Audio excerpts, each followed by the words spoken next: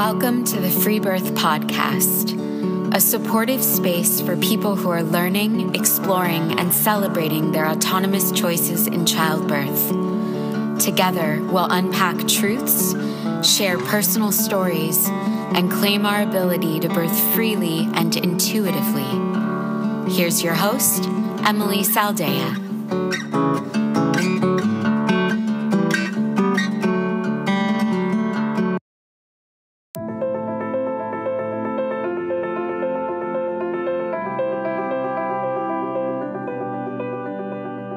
Do you know it's your calling to become an authentic midwife? Do you dream of attending women in birth? Have you felt frustrated trying to be a birth worker in the system? Are you looking for a better way to walk with women in total integrity, supporting mother-led physiological birth? Are you dreaming of building a thriving, profitable business as a birth coach? Well, we are thrilled to announce that enrollment for our Radical Birth Keeper School is now open. Classes begin June 1st, so head over to our website and get the details. The time is now, and we need you to join us in this birth revolution. www.radicalbirthkeeperschool.com.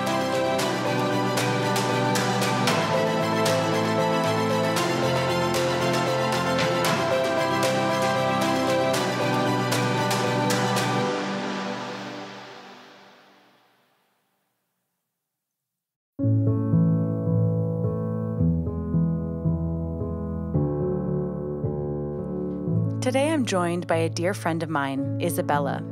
Isabella was a doula in New York City until this past year she made the decision to question everything that felt wrong about her chosen path and to create a better one. Isabella shares her challenges, victories, and wisdom on what it has been like to become a radical birth keeper.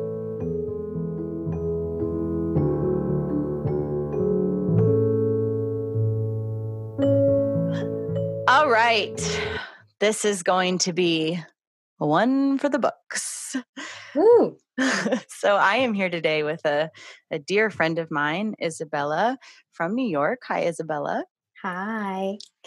And I just want to state our intention at the top of this episode, because if you are a doula and you are struggling with what you're seeing with doula culture, with the way you were trained, the way you were taught, if you are one of the many, many, many, many, many, many, many women out there that both Isabella and I hear from on a very regular basis, who are understanding that what you're witnessing, in the system, the way that your clients are being treated and their children are being treated, if you are one of those doulas that have a problem with this, that are feeling in alignment with the stuff this podcast talks about, but you don't know what to do next, this episode is for you. That is why I brought Isabella on, because her story, which of course we're about to get into, is one that you're going to resonate with.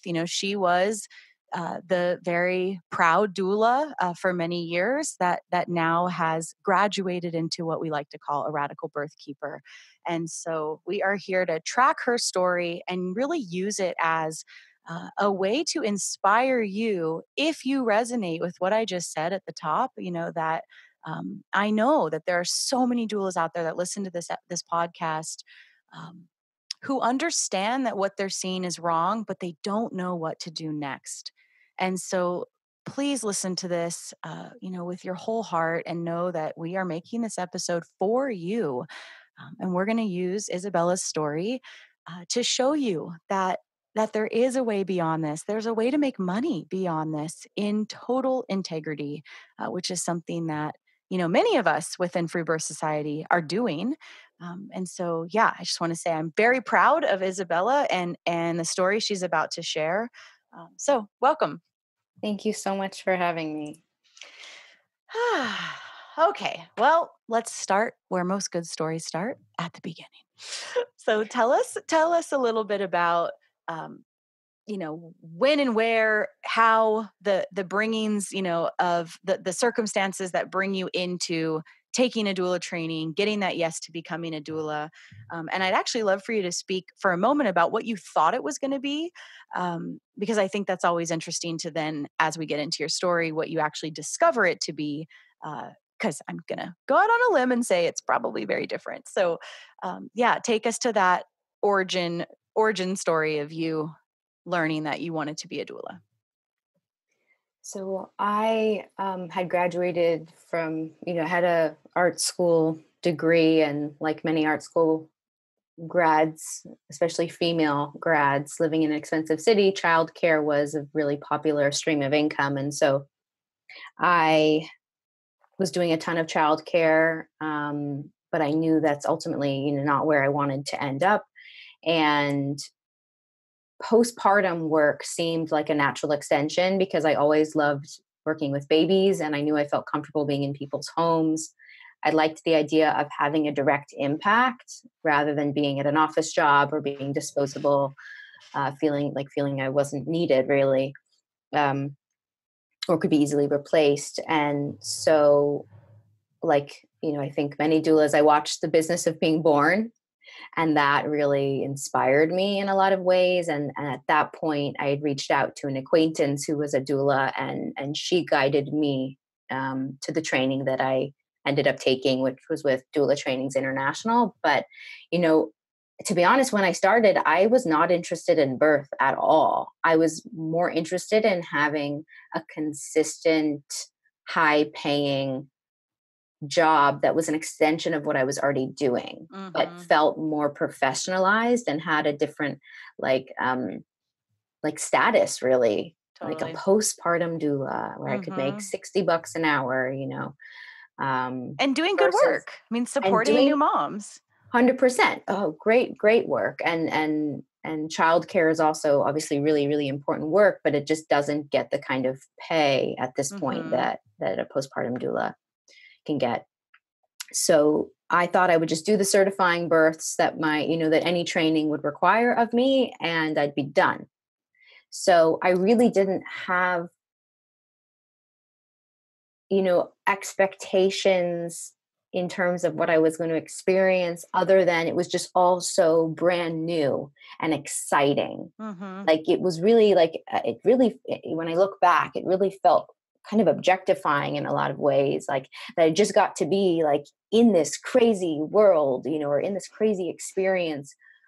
Like it certainly wasn't mother-centered, especially having attended no births. I really was dumbfounded as to why someone would even want me at their birth, to be honest. And the motto of my one of the kind of like tenets of my training was that I was enough just as I was, which, I think we could argue about for days what that even means. But the reality was that I was accepting money for basically just witnessing what was happening.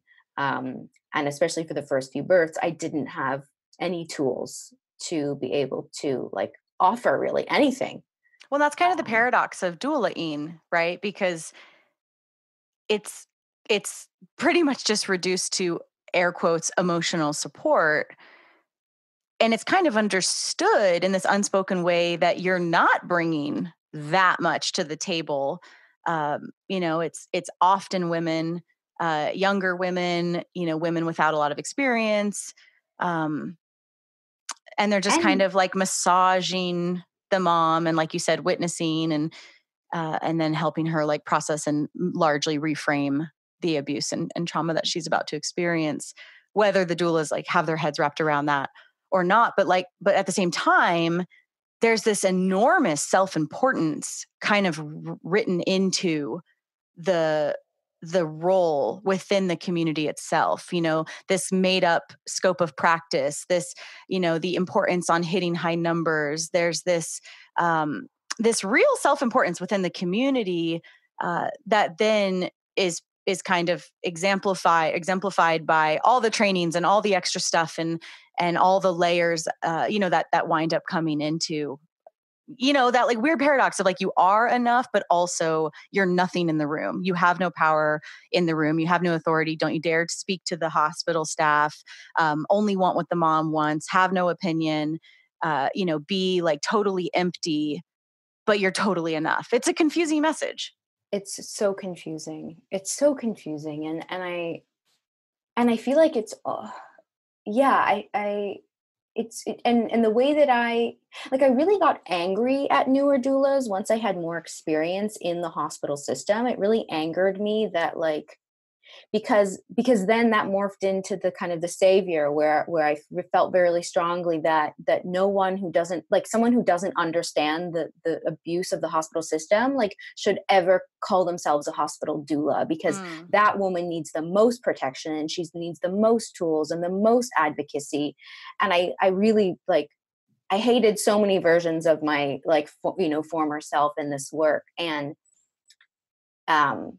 it became like a personal crusade, really, for me to, like,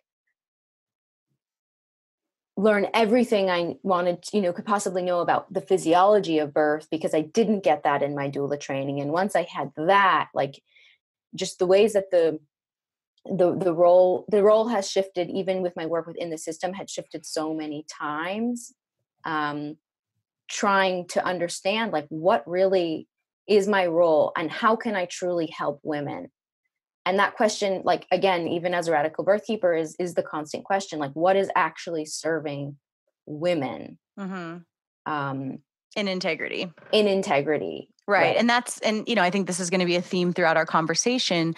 This shift that I know you're exploring and experiencing, that obviously I have too, this shift from doula to radical birth keeper is largely, I think, contextualized by this idea of graduating from a hero into a coach, and the hero embodying needing to save, the martyr and the savior, really, and really predicated on the belief that women need help, women need to be saved, and we're the ones to do it, and that very easily, and I'm sure, doulas listening, can relate to this, that very easily translates to an enormous, inappropriate sense of responsibility, that then, lends itself to feeling so guilty and so responsible for the painful things that we go on to witness, women in the system experience. Absolutely. Yeah. Even the idea of, like, continuing ed and workshop, like constant workshops, was sold to me as a new doula as if I didn't take these workshops, or if I didn't do all these, like, sub trainings, that somehow I would be lacking and then therefore unable to save these women. Which is, I think, a really important point here, because that's different. That has a really different flavor to it than, this concept of the coach, that's above the line, that is there to guide and to educate and to offer and to love and support and hold and all of this stuff. But that really is within the context of only taking our own responsibility, operating from a place of deep integrity, and embodying the role of the expert without the lens of, oh, poor you need to be saved, and I'm actually, here to protect you and hero you in a way that that renders actually a very, very, very unhealthy dynamic, not only between the mother and the attendant or the doula or the birth keeper, but also between us as the birth keepers with our own work in birth. It really confuses the lines. So actually, let's go back a little bit to your training and tell us about that, because I've heard you say in the past that you were the exact perfect target demographic for the training you took. Tell us about that, why you chose it, how it felt, what it was like to go through it, what you felt prepared for, what you didn't, and the the doula culture at large that you experienced as a new doula. So I was definitely the perfect market for this training. I had explored DONA, which is, the widely recognized national training here in the US, but this acquaintance that I had, mentioned Doula Trainings International. And, when I went on their website, I think their tagline used to be, for the modern doula. I don't think it said the modern woman, because they very much don't use that language in that training, but they did. It had some kind of, there was an emphasis on the idea that the women who are taking these trainings and the women that you would be serving are modern. The people are modern, contemporary. Like hip and super cool hip. and young and with it. Yeah. 100%. I mean, and DTI also sold like community to me and mentorship, which I think they did hold up that part of, of the bargain. Because it is cult-like. The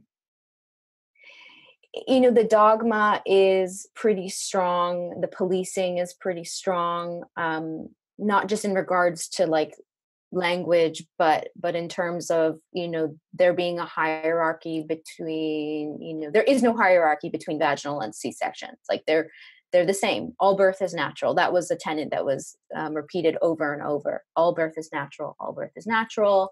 Don't come with judgment. Like, just the kind of the other side of the pendulum that you've described. Like there was no space for a coach. It's either, you're the savior, which I don't think they would like endorse, but they do. But even more so, the judgment-free, neutral, blank slate. That's I feel like they're even more so in that camp. As soon as you start to have any kind of investment in an outcome, this was said to me by another member, that I was on a slippery slope. That I was expressing concern about the high number of C-sections, that was a slippery slope, that I had concern around the language around Cesarean Awareness Month, that was a slippery slope. So, invest and like have this be your profession, but then also shut up. The message was basically shut up.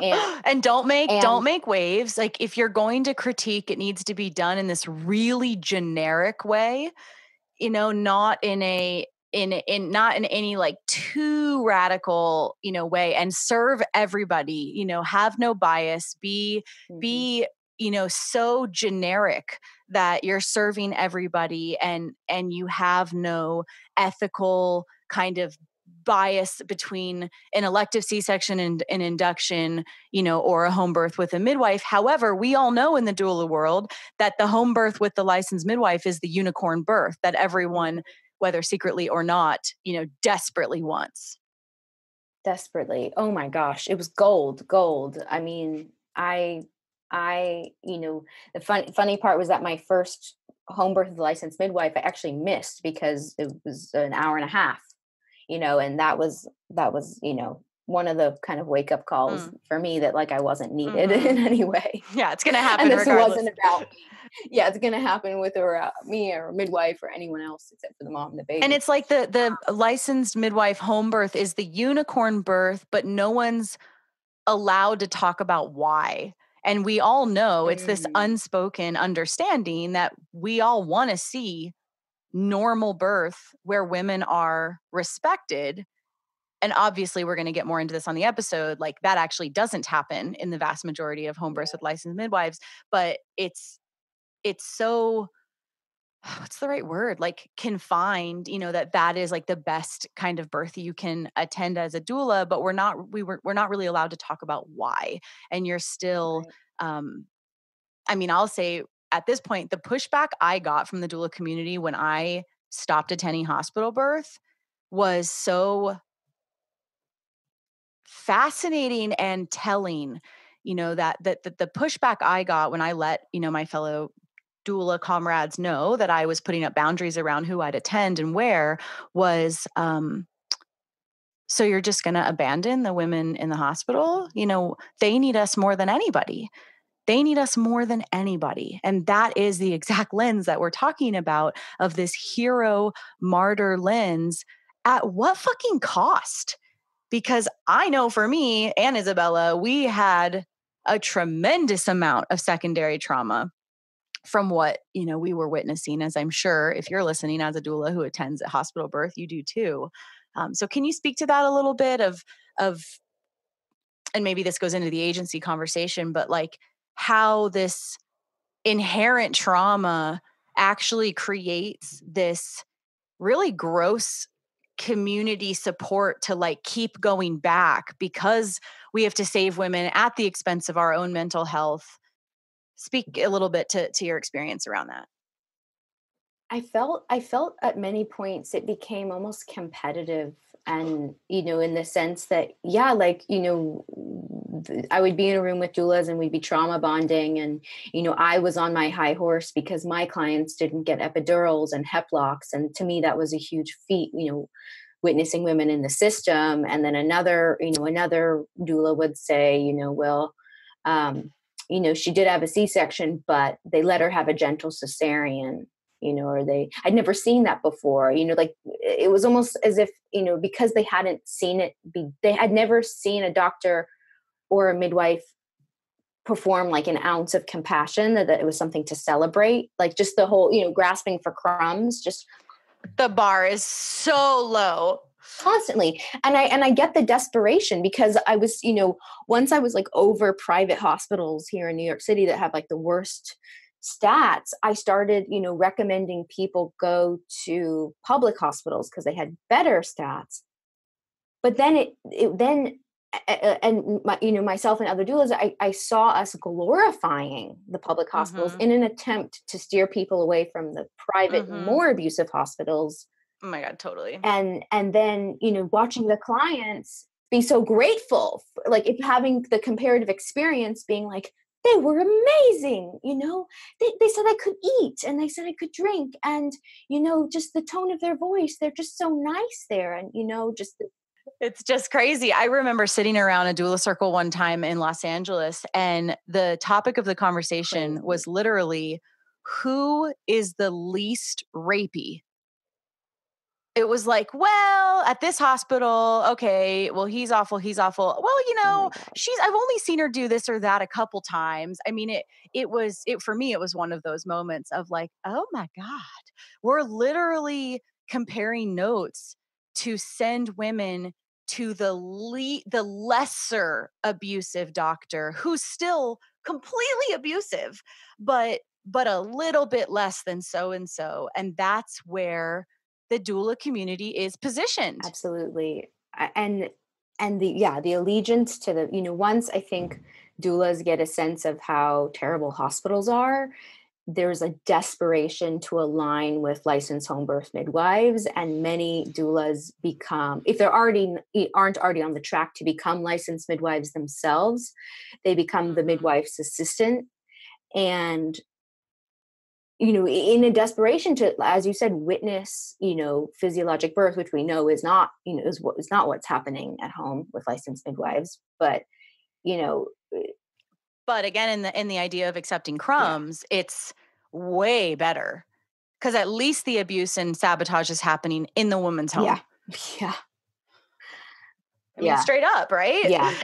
At least it's just like a shot of pit without permission, but not a vacuum or surgery. And you're not being surveilled. I think, I liked the sense that I wasn't being watched or surveilled heavily at home births versus being in the hospital. It actually gave me a sense of authority, which wasn't like helpful or good at all. Now that I like really am, dissecting all of, all of my learned behaviors from having been a part of so many hospital births. And,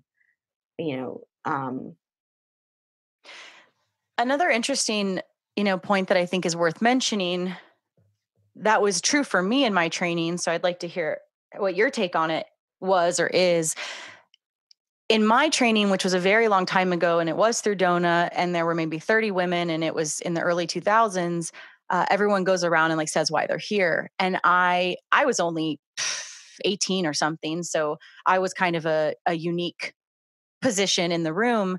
I will never forget how many women said the same thing, which is, I had a traumatic birth and I am here to make sure that doesn't happen to other women. Yeah. Absolutely.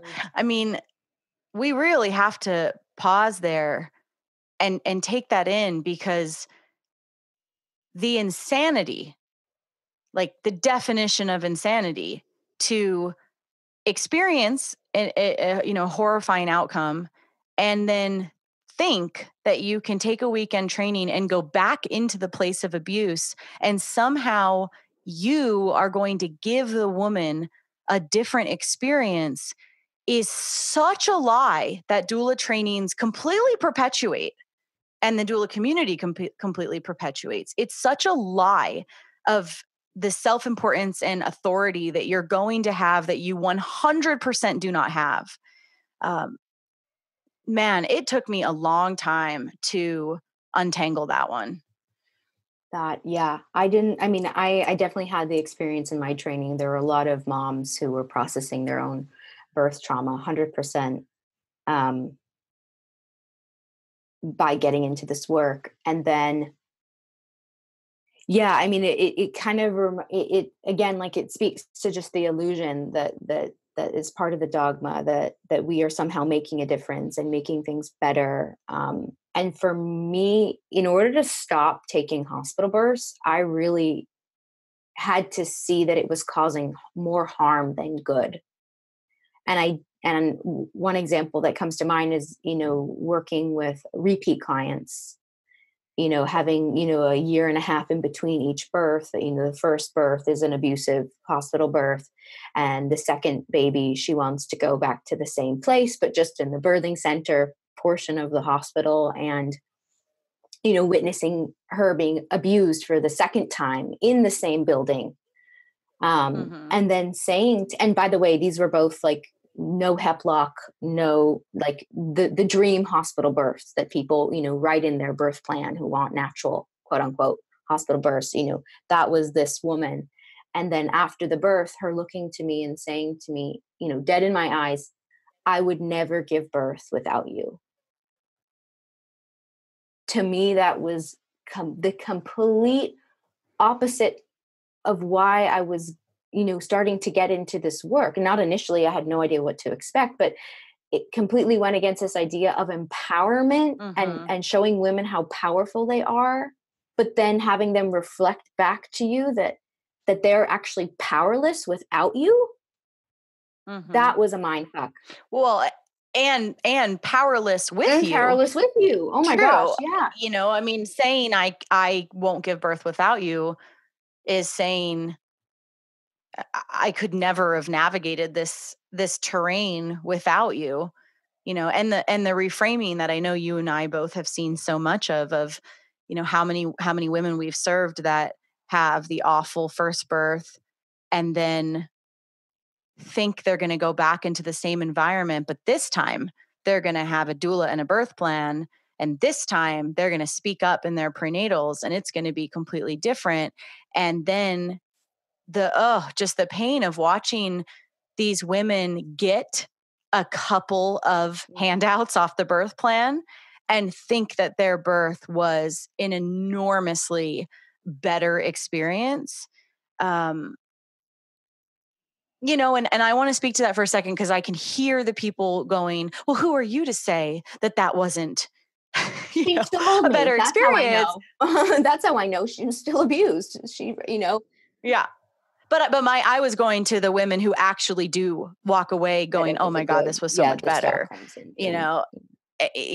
And the accepting crumbs that, if they are emerging from their birth this time without the epidural, and the spinal, 3-day migraine and the numbness in the left leg, and they didn't get a vacuum this time and they didn't get an episiotomy this time, but, they had a team of 12 people and they had to stay in bed, even though they were told that they were going to be able to go into the tub. And the willingness and the whole way that the culture, has trained women, of course, to be willing to give it all up and reframe and accept crumbs. And the more that I think we both have gotten turned on to this and still attended birth, it's like, once you see it, you can't look away. And again, that's really who this episode is for, is if you are starting to get turned on to the truth about this and you're feeling kind of lost and alone because you're not able to look away, I really want you to know from this episode, and Free Birth Society at large, that you're not alone. And there's a lot of doulas unpacking this and coming together to talk about this worldwide. And Isabella, again, is a really good example of someone who, went in all the same reasons everyone else did. It was a very self-important doula, attended a shit ton of births, and then pulled back and said, hold up, this is totally not right. I'm actually contributing to the harm of women and children. And so what now?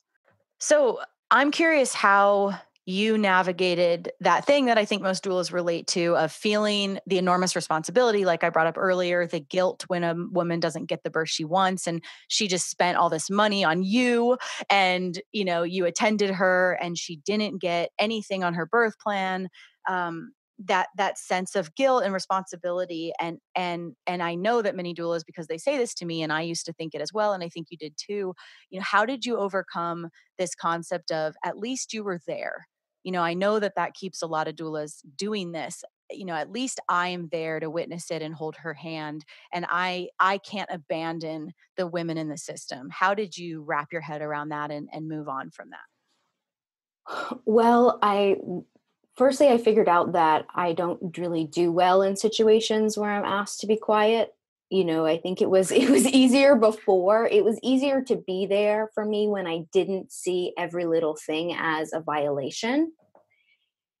Yep. But when you feel the lights come on in the room and that is not serving the mom, that feels like a violent violation, like the clanking, and then of course the more overt things like the vaginal exams that are just normalized to the most painful degree that, once that switch went off, I couldn't be in the room without either shaking uncontrollably, completely shutting down, or speaking up so much that I would be threatened, multiple times by the staff, to be removed from the birth.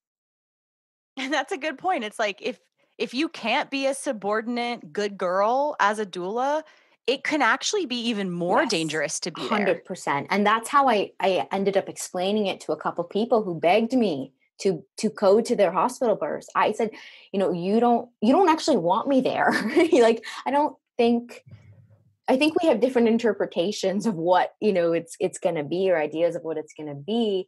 And when I was still teaching and waking up to all this and agreeing to go to hospital births, I thought, okay, I'm just going to be uncensored and I'm going to give them the information, and that will be my due diligence. And then I'll still feel okay with taking money from them and going to the births. But then it occurred to me that they wouldn't know it until they were there. How could they possibly understand what I was saying without going through it themselves? And that final hospital birth, that would just set me over the edge. In that birth, both the mother and the father looked at me in complete terror and said, "Everything you said to us is true." Oh, God. But they were there. It was done. It was done. And you and were I there. was there, and I had sent and this was the and yes, the idea that I would be, they'd be paying me for months to have these sessions and hear me talk about how messed up the system is, and we'd all kind of commiserate, oh, we're all fucked, it's all fucked. And then I agreed to accompany them. Like, what message did that send? And totally. It must not be that bad. Even if that's a subconscious, kind of integration between the two of you.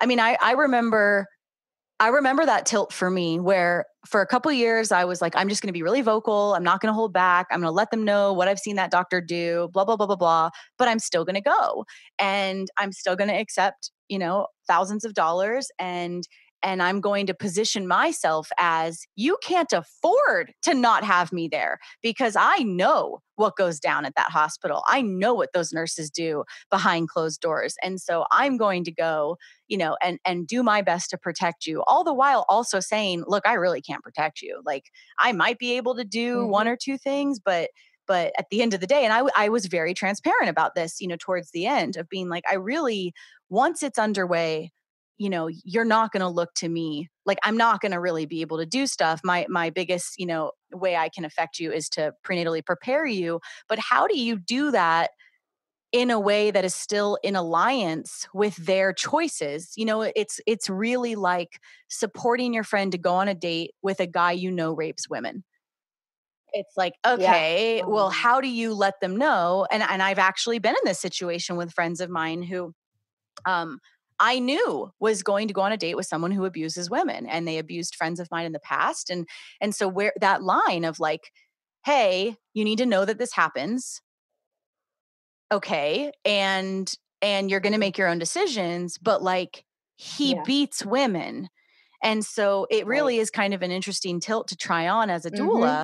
Yeah, no, but there is no sisterhood in professionalized doula work. There is no sisterhood. I mean, you can't even say the word sisterhood, but there's no the dynamic is one of authority, and it's a monetary exchange. There are forms. Yeah, and that's kind of where I was going to go with that is that once I started to realize how deeply unethical my messaging was, where I was, again, just to recap, saying that guy's abusive. Here's the things I've seen him do. I really think you'd be better served elsewhere, but I'll still go with you. It was about me being in integrity, and me being in integrity wound up very quickly being, I don't go to the hospital. And that was actually the most impactful move I have made, up until the birth of Free Birth Society, obviously, but actually telling the women why I had those boundaries and being very honest and saying, I actually cannot like mentally and emotionally handle watching the torture go down anymore in front of my eyes. That is not sisterly. I can't go. And that's a boundary that invites you to also set that boundary. And that has been, so many women that came into my sphere didn't go birth at a hospital then, or they switched doctors, or they found the licensed midwife, or actually that's how I started attending birth without medical providers, because I started bringing up free birth. Yeah, you're speaking to, it sounds like you became completely uncensored and truthful, which with your own boundaries. And I know so many doulas that have similar perspectives, but they're not setting boundaries. They're afraid. And I felt this way too. I was afraid that they would not like me, or that I would somehow be crossing a line, which the boundaries that were set up by the doula training organizations and the agencies, that, are, basically own you, or pimping you out to families, and have dressed you up, and accessorized you to appeal to a certain demographic. And if you step outside of that, it can ruin the whole reputation of the agency. So doulas are not now only under, kind of this oppressive like indoctrination that comes from the mainstream doula trainings, but then also are subservient to the owners of the agencies that are largely responsible for their income. I don't know any doulas who just right off the bat were getting independent clients, at least not here in New York City. The trajectory is that you sign up with as many agencies as you can. You make pennies, you be a good girl, you maybe even get the flu vaccine for that special client. It's that is the culture here. And I had a similar experience that, that when I started to kind of speak honestly and set boundaries with clients, it modeled something so profound that they weren't seeing elsewhere. Oh, absolutely. And that's a good point, and it's something I really want doulas to take away from this. I was never as successful or made as much money until I started telling the fucking truth. And that was when my niche came out and I started blowing up. And Free Birth Society is a whole nother, like, obviously level to that, because this has gone global. But in my own community, in my city of Los Angeles, the tilt from, what doula culture and trainings teach you is get them to like and hire you. right? So Oh my God. wanting these people, these strangers, when we go to interview, to like us and hire us creates a objective ethical dilemma when we are talking about abusive models of care. Okay, so that really is kind of the evolution of from doula to radical birth keeper that both Isabella and myself and so many women within our membership, have taken on and have shed this. When I don't need you to like or hire me, I can actually be in integrity and I can actually speak the truth and let the chips fall where they may. And that I really experienced as true freedom.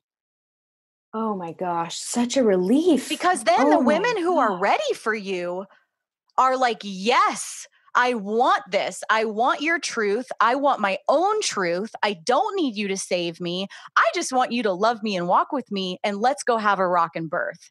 And that's where attending normal physiological birth began for me. So let's go there, because I know you have an amazing story about that. So as you're starting to shed all this and get vocal and get honest, in walks our friend, who wasn't your friend yet, but in walks a free birthing woman into your life. It happens. It felt like it all happened so quickly. Once I said yes to the universe, it happened so quickly after that. And yes, so I was, connected with a wonderful woman here in New York City. And well, actually, I'll say, first I joined the membership. That was the first big yes, finding out that there were women. And then we fell in love. And then we fell in love. And I think in 1 week, I joined the membership. I met Free Birthing Mom and signed up to come to Colorado for the retreat. It was just like so many yeses that week. And that connection, just the initiation of the connection was unique. I hadn't been on a menu on someone's website, I wasn't being found through hypnobirthing. Like it was a woman who was planning a free birth, who was so confident and in her power that the conversations, I barely said a word when we spoke. It was just getting to know her and what she wanted, and the relief that I felt being in that dynamic. Oh my gosh, like being how exhausted I just didn't realize how exhausting it had been. And even the setup of her is, that basically I knew her. She was in my field. She had taken, our guide and was in our network. And she basically was like, I'm free birthing whether or not I find any support, but if you knew any amazing women who were comfortable in the landscape of normal birth, I would love to have someone there to kind of cook and clean and take care of my man. And that feels really loving and nourishing. And so it wasn't ever in this, like, I need somebody. It was just like, man, if some like really cool woman showed up, I would welcome the support. So that's such a different setup for you as a doula into birthkeeper, to feel that, like equality and relaxation, and not the neediness and desperation to be saved. No. And just, and truly, I had never worked with a woman who had put so much thought and consciousness into her pregnancy and the planning of her birth and postpartum. I had never encountered such a level of consciousness before, that I was learning from this woman. I was just absorbing all of her power and her knowledge, while also providing the support that she was looking for, which is, having someone to walk with in the last few weeks of pregnancy and through the birth. And one of our very first conversations, she said to me, I might ask you to leave my birth.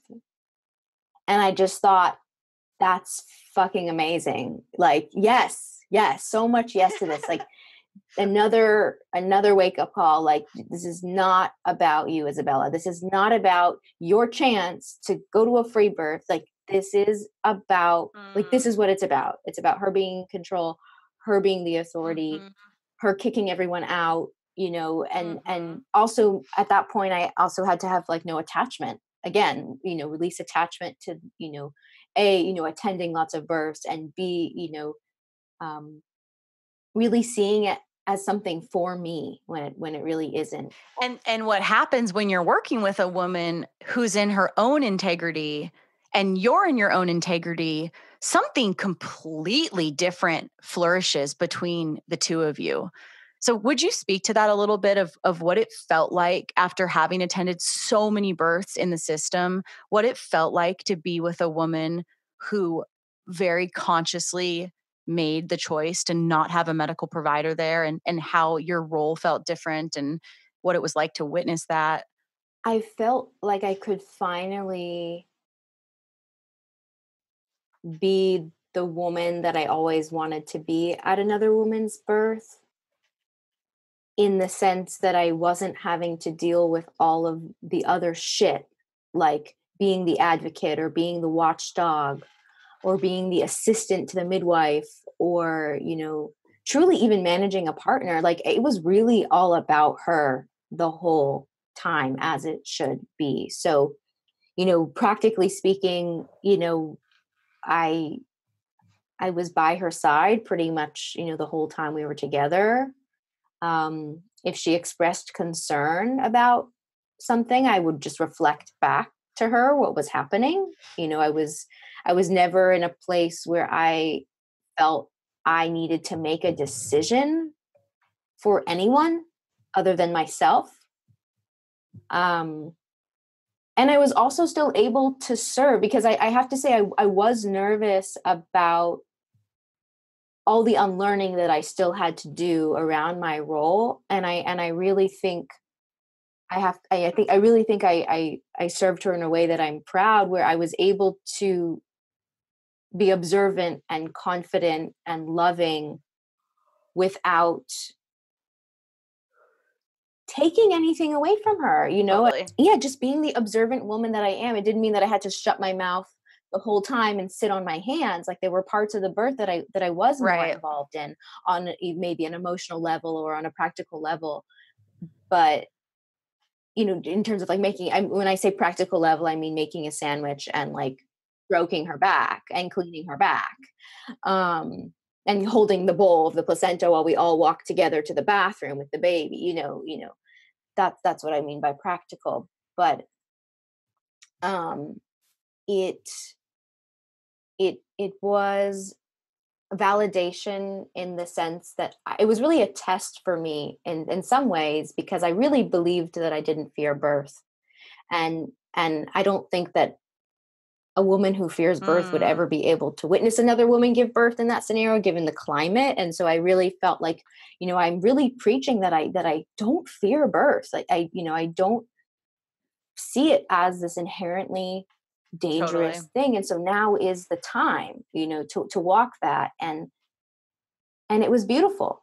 It was amazing, that everything I had theorized and heard from you in the podcast, and had just really come together in this beautiful relationship that evolved. And, I'm so happy to say that this woman and I have become incredibly good friends, and have really, it's just blossomed into this community in New York City as well. So that was really the inception of this new chapter for me.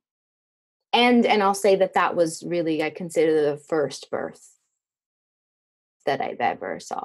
Yeah, that I've ever seen. I had that same.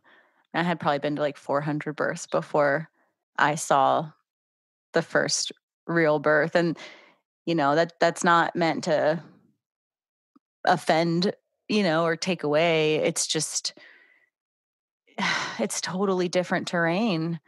It's totally, totally different territory when a woman is not being coerced and bossed around and evaluated and assessed and diagnosed and examined and told what position to get in, and fear mongered. And I mean, you don't even know until you see it what you're seeing. You know what I mean? Like, once I started attending birth without a medical provider, I was like, oh shit, I didn't even realize what these midwives were doing. I didn't even realize how much it impacted the room to have, a concerned midwife come in with her medical bag. I didn't even realize, because until I started attending birth without medical providers, the midwife with her medical bag coming into the home was the unicorn.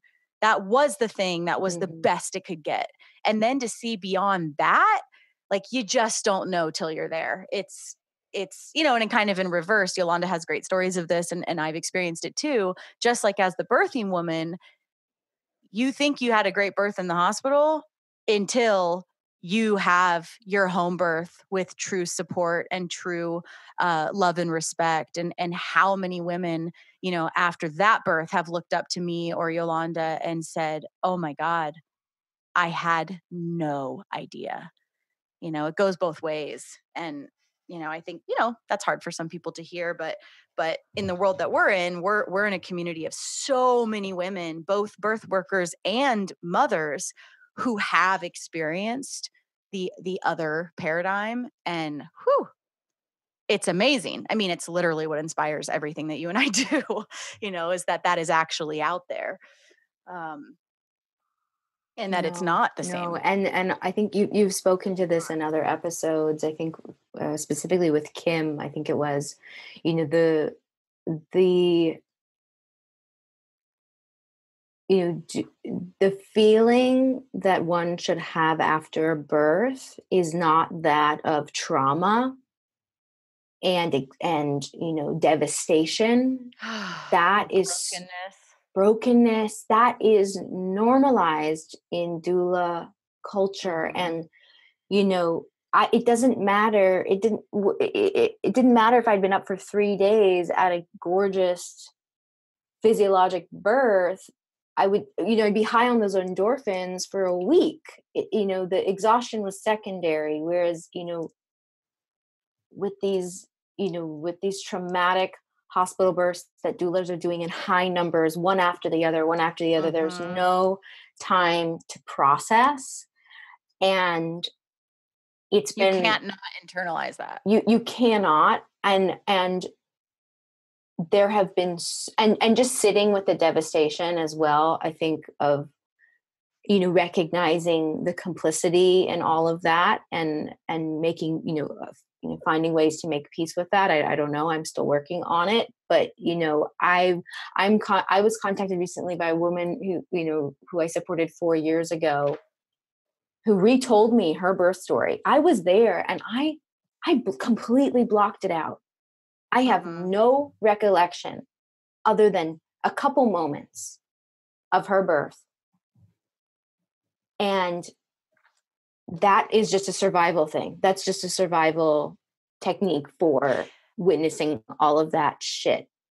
It's such a good point. I remember there was a period of time, maybe about 6 months, maybe up to a year, where I was still attending birth in the system, but I also had started attending normal, respectful birth. And I remember for a couple months there, realizing, having this epiphany that, like you just said, if I had gone to a birth that was void of abuse, like if I went to a normal birth, how it felt in my body, even if it was 3 days, even if I remember one of the longest births in my life was 6 days.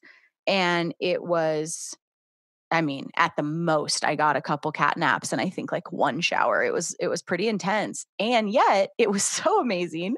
She was home. She, was just with her partner and her dogs and me, and like, I think she was a cousin actually. Anyway. And she rocked it and had an epic birth, and there was nothing wrong. And she made all her own decisions, and it for sure would have been a C-section for 1,000 reasons. And it wasn't. And how that felt, and the high of observing and witnessing and supporting and serving women in total integrity with no abuse, and nothing was taken from her, and she was centered the whole time.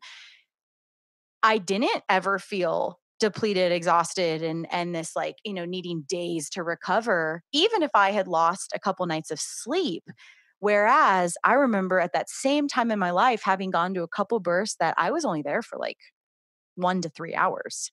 But what happened in that time was so awful. Um, and of course, I mean, that's so obvious, but you don't just like bounce back from witnessing a woman you've come to love be annihilated and separated from her child and infantilized and just all the things. You're not supposed to bounce back from that. And if you're a doula that's bouncing back from that, get right.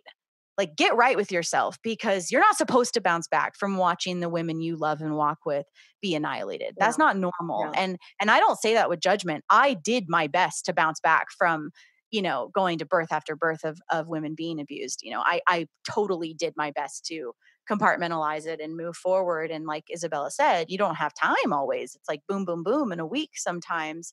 And so then you kind of, what do? You just kind of like, oh, well, check on the mom, you're busy, just catch sleep when you can and keep going. And then all of a sudden you don't even remember some of the births. No, it's like the reminds me of the freaking referral list, where you're just like constantly like shuttling women from space to face, where they're then, connecting with other traumatized women to like fester in more trauma. And so few people are saying like, this is not how it needs to be. Like, doulas who suffer from their own birth trauma, facilitating new mom support circles, reframing trauma. It's just a spiraling. And for me, Free Birth Society and the Complete Guide to Free Birth, all of it was just the interception that I needed. And it's so telling that it only came up 3 years into me doing this work, that unassisted birth, free birth was not even in my periphery, not even slightly. I had heard of lay midwives, and I had heard of these things, but it takes a massive interception in this work to see anything else. And so for some people, maybe that's witnessing a ton of abuse. For other people, maybe it's coming across, free birth video on Instagram or the podcast, but the indoctrination and the dependence and the Stockholm syndrome, the financial aspect, it's so cult-like, and just the devastation, of walking away from that, or the challenge, not the devastation, the challenge of moving away from that. I don't think either of us would put lightly, especially. No, well, and that's kind of the thing is looking at, okay, what is the one common denominator of all of these women that I'm watching be abused? Oh my God, it's me. Mm-hmm. I'm the common denominator. I'm there at all of them. And so it actually became clear that it was my responsibility to remove myself from that. And, I've credited Maren Green so much for this line that she gave me before I launched Free Birth Society, which is one of the best lines anyone's ever said to me in my life, which was, at some point you have to decide, do you want to be a part of trying to reform a system that you already know doesn't work or serve women? Or do you want to start putting your energy into building a paradigm you want to see in the world? And it was one of the most helpful things anyone's ever said to me in my life, because I was ready to hear it, right? Step one, I was ready to hear it. And that was it. It was like, okay, I'm the common denominator. I have to get curious about what happens when I remove myself from exposing myself to all of this, and acknowledging that by being willing to go into these spaces where women are abused, I am actually a part of it. I'm not saving shit. And so, okay, what does that look like? So that's what I want to get to next with your story is, like we said at the beginning of this, one of our intentions with this episode was to really inspire and really give some permission and some light and some energy to, you can have a life beyond doulaing that is even more in integrity or integral, in that you can still make money, and you can still, there's so much available to you, beyond this air quotes scope, or limitations of a doula. And so I'd love to hear some of like your lessons of, as you've untangled this, what have you taken from this? And I like to think that these episodes and our work in the world and voicing this stuff is going to help expedite other doulas' journeys. It took me kind of an embarrassing long time to figure this out. And so part of how I'm getting right with the world now is doing this work so that the women who want to learn faster than I did have language for it. And so help articulate some of the lessons now being on the outside of, being, the graduated radical birth keeper and figuring out that role. I think the biggest lesson is, there's a lot of freedom in not being aligned with the system. It is a relief to no longer be associated with a system that I was financially dependent on. And so it's, it's freedom, and it's also responsibility, because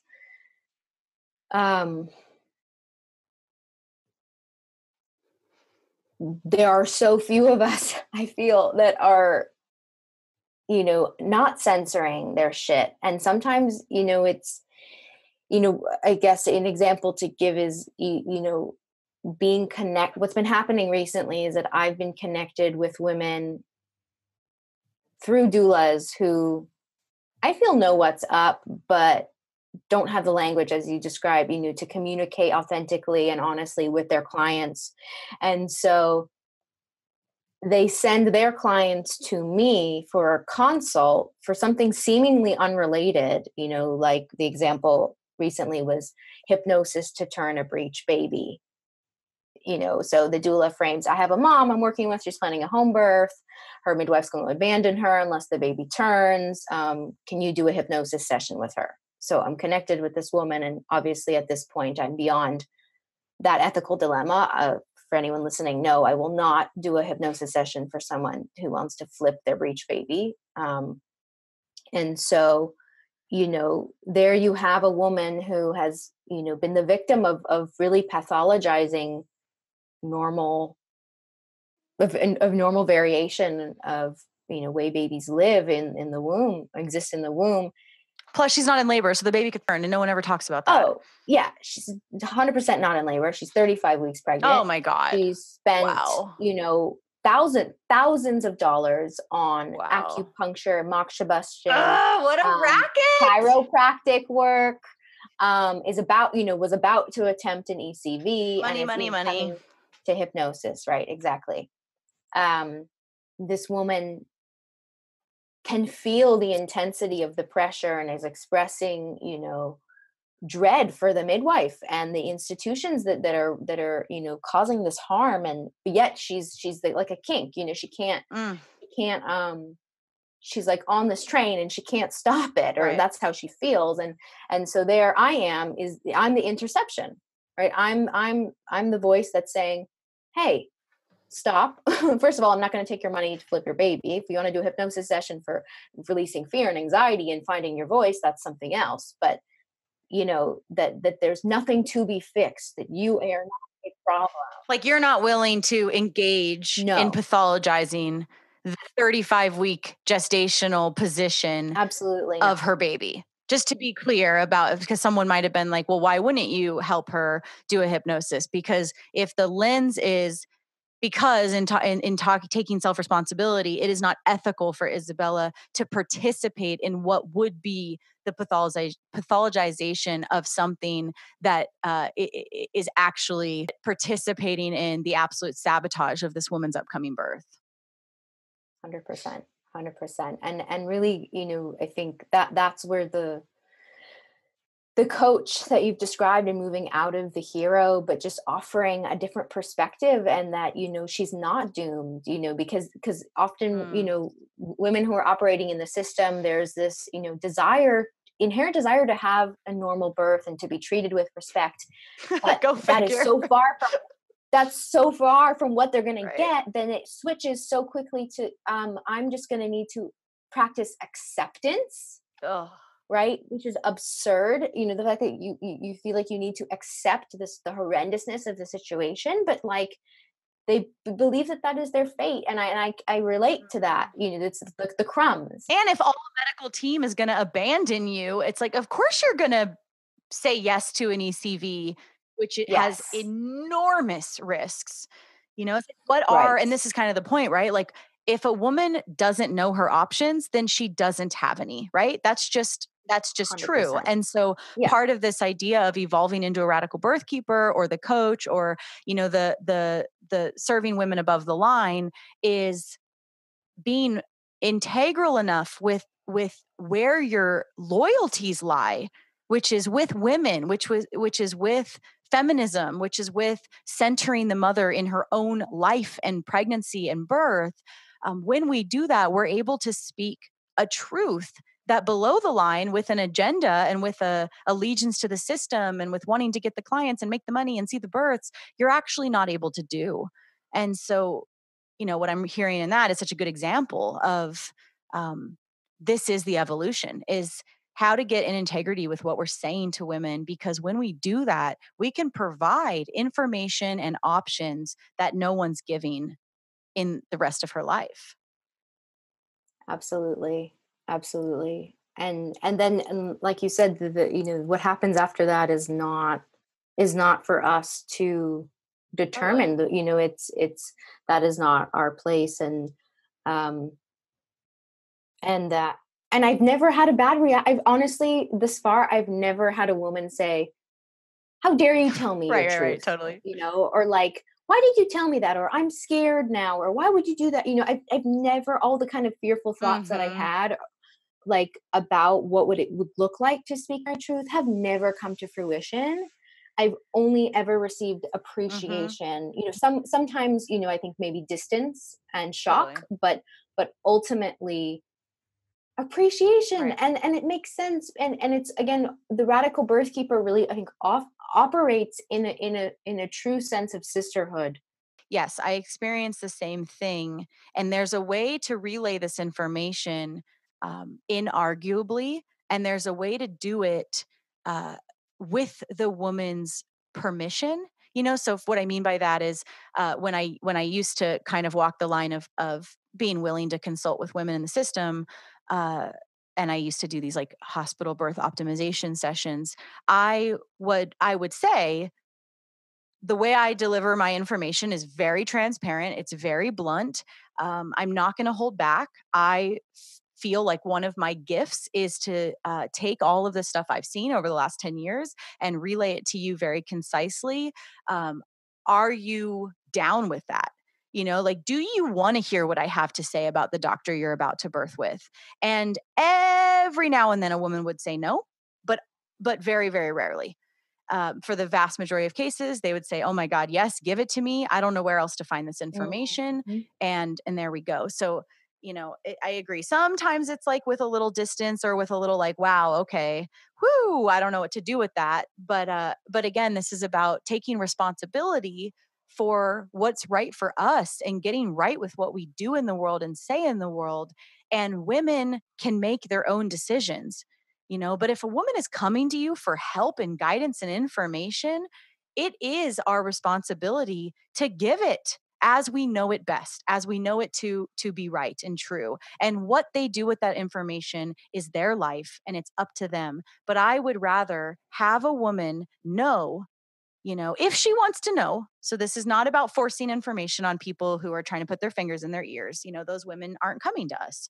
So if a woman is coming to us wanting to know, it is my absolute sisterly obligation to say what is true for me and what I have witnessed about that doctor, because at the end of the day, I would rather that woman receive this information and digest it and make Mhm. a better choice than be surprised in the middle of her birth that she's being abused. Fuck that. You know, and that really is going back to doula culture, you know, and like some of the birthing with from within stuff. And, you know, there is definitely some stuff that floats around or perhaps gets misinterpreted. I don't really know within the birth world. That's like, you know, I remember this one doula literally saying to me, "Well, I've seen this doctor rape at least 6 of my clients with instruments against their will, and I've seen them be held down while screaming. But, you know, who am I to put that on to this new mom?" And I mean, that was such a breaking point for me. I was like, oh my God, I cannot with this. Like, this is so fucking disgusting and not okay. And we are all facilitating this abuse until we're not. And that really was, I mean, I remember that day. I remember exactly what I was eating at that restaurant because I was like, okay, that's it. I'm done. I'm out. This is not right. It's so bad. And also this system that doulas, claim to be critiquing would not exist without us. Can you imagine our country if all the doulas were like no more? I mean, that would be some powerful shit. There's a lot of doulas out there.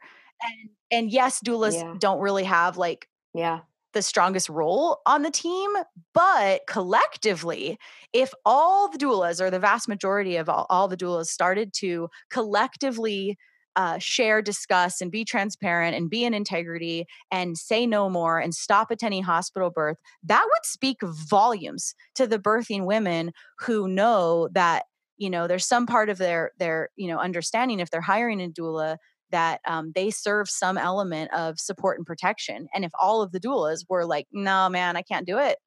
I can't do it. It's not right. I can't watch you be annihilated. I just can't do it. I mean, wow, that would be. And like I said at the beginning of this, I mean, that was my own experience of being verbal about that, and it impacted a lot of women in a positive way. And obviously things like this podcast are even bigger expressions of that. And so, the doulas that are listening to this, I really implore you and support you to find your own voice in this and to do right by the women you're serving. And I know that that's uncomfortable and confusing, but we're here for you. For real. Like, join our community, do coaching with us, take our Radical Birth Keeper school. Like, we're here. This is why I'm doing this. And this is why, gosh, we have so many amazing women in our community who, like Isabella, have made this shift and are figuring it out. And we're talking about it. We have monthly Radical Birth Keeper calls that Isabella runs in our network. We are here to help and support each other through finding our way, really. And it is happening. And so you are invited into this, and we do want to be there for you as you unpack this, because it's what we've got. Like, this is how we move through this and find a better way with the women that we're serving. And like you said, earlier, the mission of this work is to make it so that women don't have to spend many, many years, to figure out this stuff, to figure out that hospitals like aren't where it's at if you want to see real births. And I'm so excited to be taking the Radical Birth Keeper school. I mean, so excited. Having made this big shift, I am still humbled every day at how much more work I still need to do. And the indoctrination is really strong. It was really, really, really strong. And I'm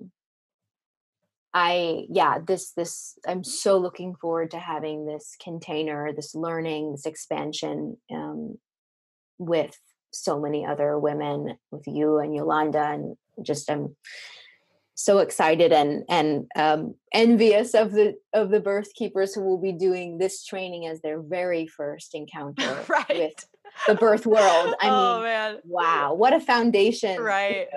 What a foundation to have. So I'm so excited. Yeah, I'm really glad you're going to be with us in this first iteration and to be able to offer all of your wisdom as well, because we are all in this together and we all are trying to do right by ourselves and our women. And I mean, this school is Yolanda and I's freaking heart and soul, of everything that we have learned and know to be true of how to do this in a way that is right, is right for us and is right for the women we're with. So yes, please, if you are interested in getting this call, jump on in. We still have space for you in our school. We just opened enrollment earlier this March, and come do it with us. Yeah. Yeah. It's really amazing. Well, thank you so much. Do you have anything else you want to say before we close? I just want to say thank you so much for the community that you've built, and really I credit my leap, my strong leap, to the community that you built, to feel that I had somewhere to go after like really being exiled, from my former doula life, and so I'm just so grateful for not only the professional, support, but just the connections and the sisterhood. So thank you.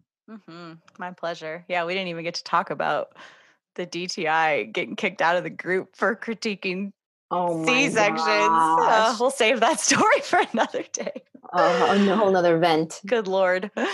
All righty. Well, thank you. I hope this, was the right message for the right birth worker today. And yeah, I love you. Love you. Thank you. That's it for today, everyone. Join us next week for another episode of the Free Birth Podcast. Thanks for joining us. And remember, your body, your choice. Lots of love.